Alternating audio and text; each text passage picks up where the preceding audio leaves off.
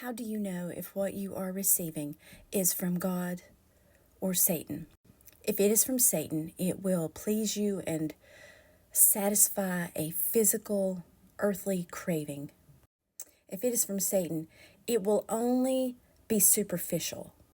And make no mistake, he makes temptation very sweet and very alluring. He is not going to try to get you with something scary or something ugly. He is going to tempt you with every beautiful, tasty thing he can possibly put in front of your face. And when you get that, you will only be satisfied on the surface. If it is from God, it will fulfill you spiritually. Emotionally, you will be so happy and full and peaceful and content on the inside. Not to say that everything from God is ugly on the outside. I'm not saying that at all. But it will fulfill you completely. And when I speak of something being from God or Satan, I'm not necessarily only speaking about relationships, but that seems to be a big one.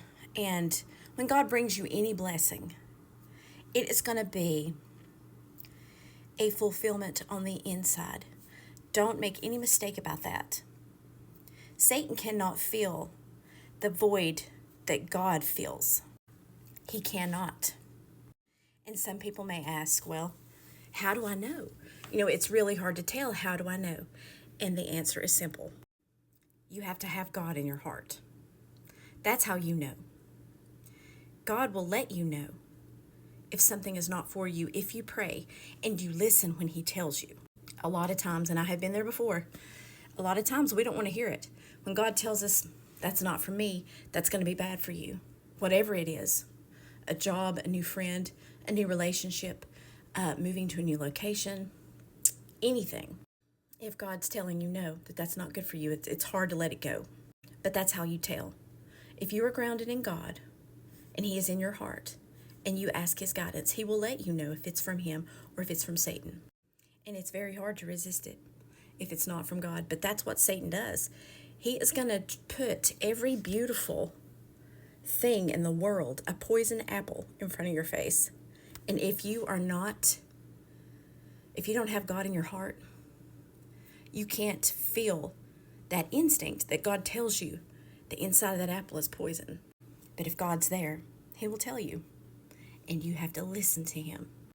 Satan is called the great deceiver for a reason. He will deceive us with beauty and attraction and excitement. But you have to refuse that. You have to resist that. And you can. You are strong enough. And maybe you think you're not strong enough.